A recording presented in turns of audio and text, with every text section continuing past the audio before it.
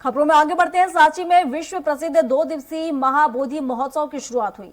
इस दौरान प्रशासनिक अधिकारियों की मौजूदगी में भगवान बुद्ध के परम शिष्य सारिपुत्र और महामोदग्लायन की अस्थियां कलश से बाहर निकाली गईं।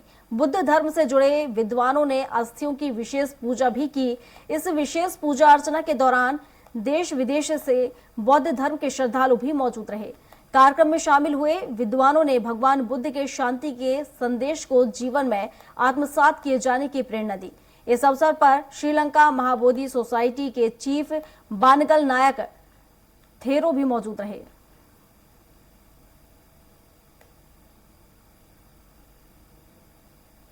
अच्छा है ये आयोजन या ये रिलिक्स का जो एक्सपोजिशन है जनता को दिखाने का ये आज से नहीं बल्कि 1952 से शुरू होकर आज तक चलाते आ रहे हैं, क्योंकि भगवान बुद्ध के और उनके शिष्य का अस्थियों को दर्शन करना बौद्ध हम लोगों के लिए एक बहुत बड़ा सौभाग्य है।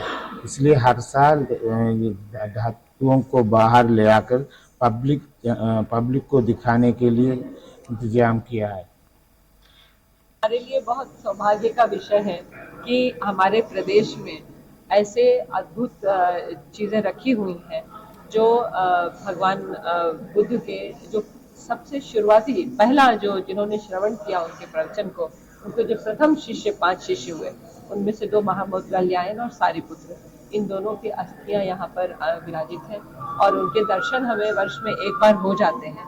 तो ये हमारे लिए बहुत सौभाग्य का विषय है और गर्व का विषय है।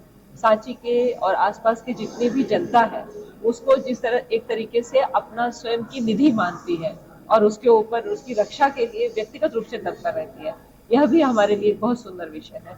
और मुझे लगता है कि इसके हमें इसी तरह से हजारों हजार साल तक ये यहाँ रहे, हम सब उनसे आशीर्वाद प्राप्त करते रहे।